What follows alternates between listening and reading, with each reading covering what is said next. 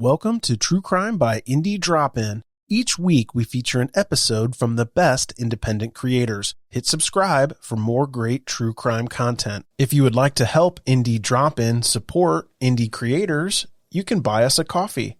Just go to buymeacoffee.com/indie drop-in or click the link in the show notes below. Today's episode is from Murder Bucket. Don't forget to check out the show notes for links to subscribe and follow on social media. Enjoy the show. Begin. Welcome to Murder Bucket, the podcast where I dive deep into murders, paranormal activity, abductions, kidnappings, and weird stuff. I'm your host, Hannah. Let's see what I'm going to pull out of the bucket this week. On today's episode, I will be talking about the Isabella Stewart Gardner Museum heist. Isabella Stewart was born in New York City on April 14, 1840. She was the daughter of wealthy linen merchant David Stewart and Adela Stewart. From age 5 to 15, she attended a nearby academy for girls where she studied music, art, dance, French, and Italian. At 16, her family moved to Paris where she enrolled in a school for American girls. Her classmates included members of the wealthy Gardner family from Boston. At 17, she went to Italy and saw Gian Giacomo Polita Pezzoli's collection of Renaissance art arranged in rooms designed to recall historical eras. She said that if she ever inherited a significant amount of money, she wanted to have a house that was similar for people to visit and enjoy. She returned to New York in 1858 at the age of 18. After she returned, former classmate Julia Gardner invited her to Boston, where she met Julia's brother John. He was one of Boston's most eligible bachelors. They married in Grace Church on April 10th of 1860 and lived in a house that Isabella's father gave them. They resided there for the rest of John's life. John and Isabella had one son who was born on June 18th of 1863, but he died 2 years later from pneumonia on March 15, 1865. Not even a year later, Isabella suffered a miscarriage and fell into an extreme depression and withdrew from society. Her doctor suggested that her and John take a trip to lift her spirits, so they boarded a ship and traveled for almost a year visiting Scandinavia and Russia, but spent most of their time in Paris. The trip was a turning point for Isabella's health. She began a lifelong habit of keeping scrapbooks of her travels and established her reputation as a fashionable, high-spirited socialite. In 1875, John's brother Joseph died, leaving 3 small boys. John and Isabella adopted them and raised them as their own. In a biography about her life, biographer Morris Carter wrote that in her duties to these boys, she was faithful. Isabella and John began traveling across America, Europe, and Asia very frequently to discover foreign cultures and expand their knowledge of art around the world. The earliest works in her collection were accumulated during their trips to Europe. In 1891, she started to focus on European fine art after inheriting $1.75 million from her father. One of her very first purchases was the Concert by Vermeer, which was purchased at a Paris auction house in 1892. She then began collecting from other places such as Egypt, Turkey, and the Far East. In the late 1890s, she began collecting in earnest, rapidly building a world-class collection, primarily of paintings and statues, but also had tapestries, photographs, silver, ceramics, manuscripts, and architectural elements such as doors, stained glass, and mantelpieces. She traveled with a friend to collect for the Harvard Lampoon Building, a faux Flemish castle in Harvard Square. She donated many pieces of art to the castle over her years of collecting, and the value is uncertain due to the secret nature of the lampoon. By 1896, Isabella and John realized that their home was no longer sufficient to house their growing collection of art.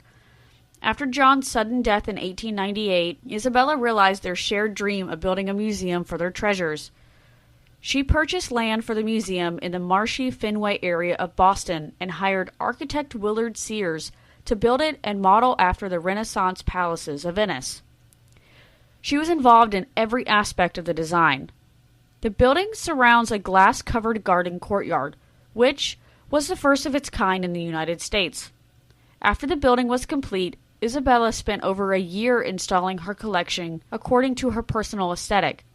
The museum privately opened on January 1st, 1903, with a grand opening celebration that featured performances by some members of the Boston Symphony Orchestra.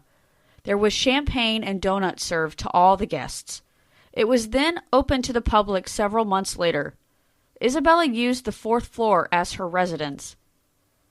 In 1919, Isabella suffered her first of many strokes and died 5 years later on July 17, 1924, at the age of 84. After her death, the fourth floor of the museum served as residence for the museum's director for over 60 years. When Anne Hawley became the director, she decided to not live there, and it was more recently converted into offices. In Isabella's will, she created an endowment of $1 million and outlined stipulations for support of the museum, including that the permanent collection not be altered.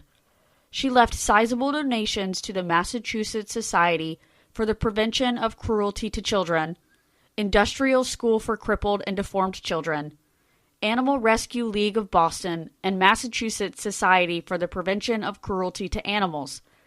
It was also requested that the Cawley Fathers celebrate an annual memorial requiem mass. It is performed each year on her birthday. Not even 6 months after Anne Hawley became the new director, the museum was robbed. The robbery occurred on March 18, 1990. Several people leaving a party near the museum witnessed the robbers around 12:30 in the morning. They were disguised as police officers and were parked in a hatchback. The guards on duty that evening were Rick Abeth, 23, and Randy Heastand, 25. It was Randy's first time on night shift.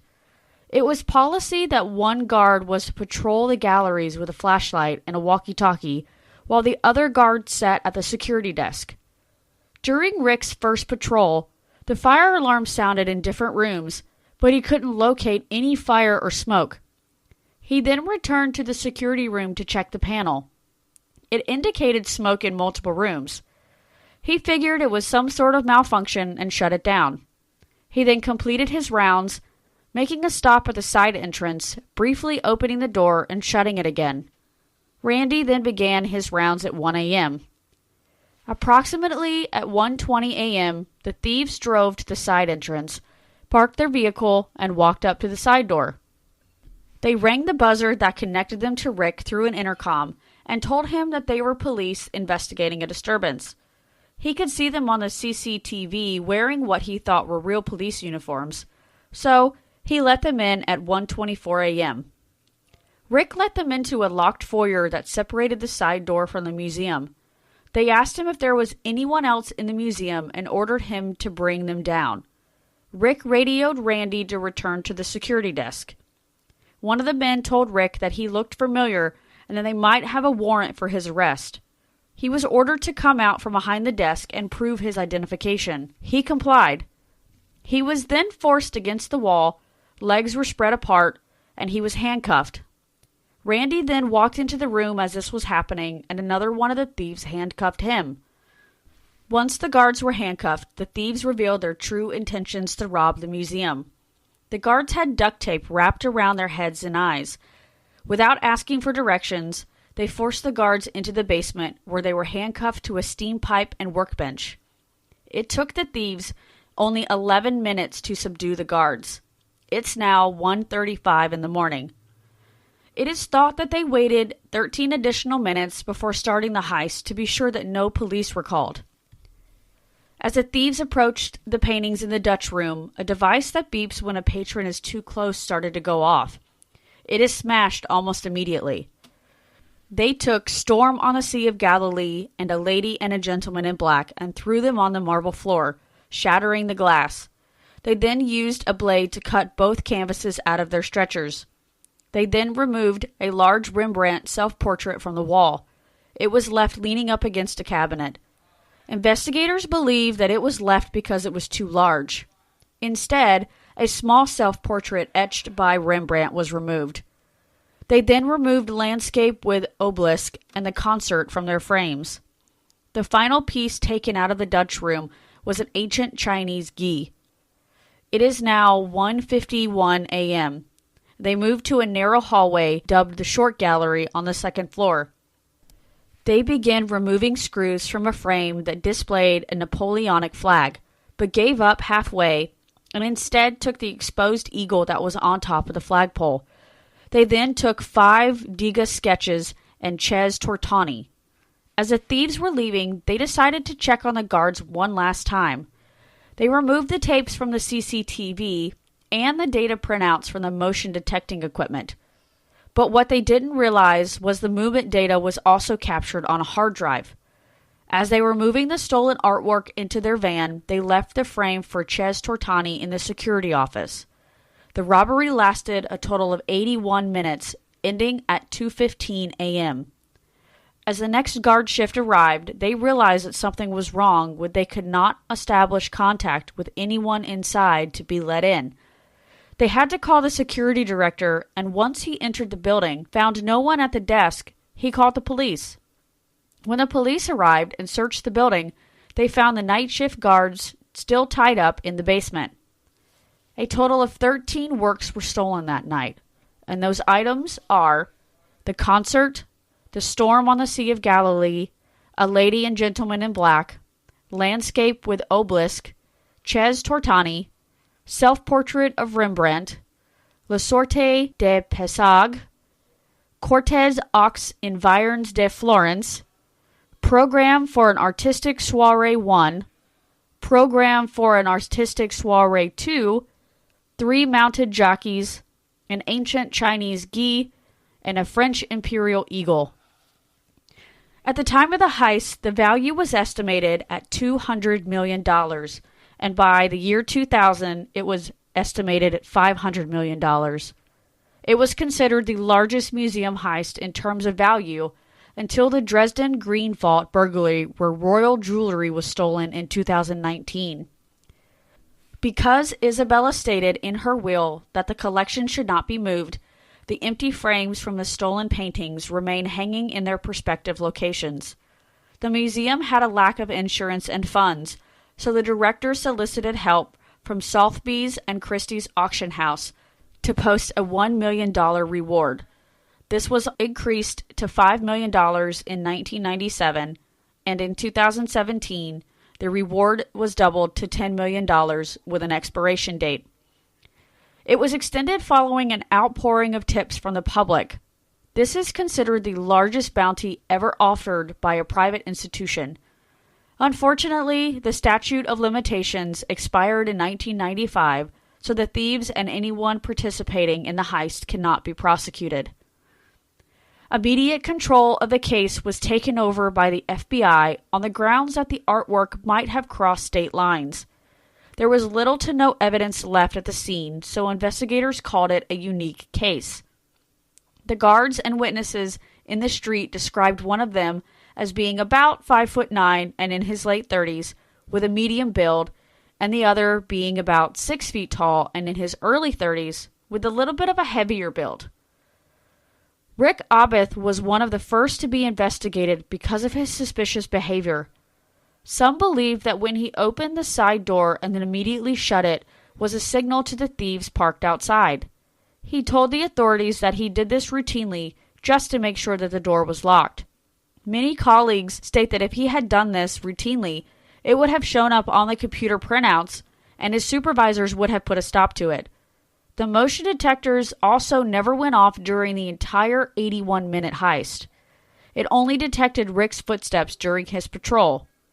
A security consult inspected the equipment several weeks after the incident and determined that they were working properly. Rick continues to maintain his innocence. In 2015, a security video was released by the FBI showing Rick buzzing in an unidentified man and talking to him at the security desk. He states that he doesn't recall the incident or even recognize the man in question, but several of his colleagues have come forward and said that the man was Rick's boss, the deputy security chief. Whitey Bulger was one of the most powerful crime bosses in Boston and claims he did not organize the heist. He states that he sent his agents out in an attempt to figure out who did it, because it happened on his turf and he wanted his fair share of the profits. FBI agent Thomas McShane determined that Whitey's strong ties with Boston Police Department could explain how the thieves got legitimate uniforms.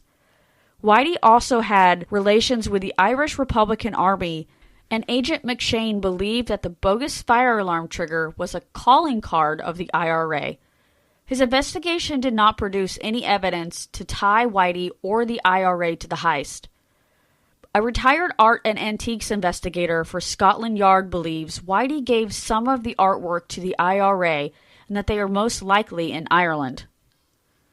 Brian Mcdevitt was a con man from Boston who failed to rob the Hyde collection in Glens Falls, New York in 1981.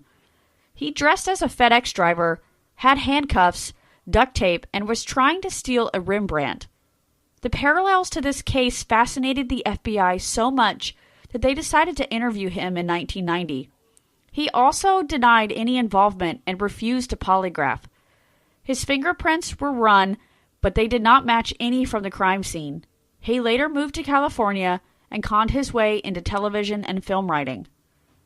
In 1994, museum director Anne Hawley received an anonymous letter from someone who claimed to be attempting to negotiate a return of the artwork. They explained that they were only a third party and did not know the identity of the thieves. They requested immunity for themselves and everyone involved, as well as $2.6 million. The letter said if the museum was interested, they should print a coded message in the Boston Globe. Anne contacted the FBI, who then contacted the Globe, and had the coded message printed in the May 1st, 1994 edition. A second letter was received just a few days later in which the writer acknowledged the museum's interest in negotiating. The writer explained that they needed time to evaluate their options, but no other letters were ever sent to the museum. The FBI announced in March of 2013 that they had made significant progress in their investigation. They stated that they had high confidence that they had identified the thieves and believed that they were members of a criminal organization based in the Mid-Atlantic and New England. It is also believed that there was an attempted sale of the stolen artwork in Philadelphia in 2002. In 2015, the FBI made a statement that both thieves were deceased. Although they were never publicly identified, sources say that they were associated with a gang in Dorchester. The gang was loyal to the mafia boss Frank Salemi and ran their operations out of an auto shop that was run by Carmelo Merlino. It is believed that Merlino's associates gained knowledge of the museum's weaknesses after another gangster, Louis Royce, cased it in 1981. Some believe that while Royce was in prison, his associate Stephen Rossetti may have ordered the robbery. Other associates of Merlino's were Robert Gorinti and Robert Gentile. In 2004, Robert Gorinti died from cancer, and his widow Ellen contacted the FBI and claimed that her husband owned some of the stolen artwork. She went on further stating that when her husband got sick, he gave them to Gentile for safekeeping. Of course, Gentile denied all of it and claims he knows nothing about their whereabouts. Gentile was indicted on drug charges in 2012, and while taking a polygraph test, it indicated that he was lying when he was asked if he had any knowledge of the heist or the location of the artwork. During a retest, he told FBI investigators that Ellen showed him the missing Rembrandt self-portrait. The polygraph indicated that he was telling the truth. A few days after the polygraph retest, the FBI stormed his home in Manchester with a search warrant. They found a secret ditch under a false floor in the shed, but it was empty. His son told investigators that the ditch flooded a few years ago and that his dad was upset about what was stored in there.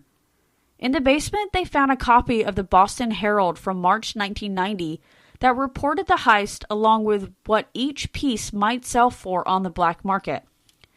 Nothing else was found in his home indicating he ever had the paintings.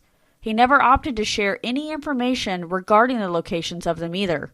Once out of prison, he spoke with an investigative reporter and claimed that he was framed by the FBI. He explained how being in prison negatively impacted his finances and his personal life. David Turner was another associate of Merlino. In 1992, the FBI began investigating him when they were told that he had access to the paintings. That same year, Merlino was arrested for cocaine trafficking and told authorities that he could return the paintings for a reduced prison sentence. He asked Turner to track down the paintings, but was unsuccessful. Despite Turner's claims of innocence, the FBI believed he was one of the thieves. They had evidence that indicated he traveled to Florida to pick up a cocaine order just days before the heist. His credit card information showed he stayed there through the night of the robbery, but the FBI believes that he was just creating an alibi. In 1999, the FBI arrested Turner, Merlino, and Stephen Rossetti in a sting operation the day they planned to rob a Lomas Fargo vault. The FBI told Turner that they had information that he participated in the museum heist, and if he returned the paintings, they would let him go.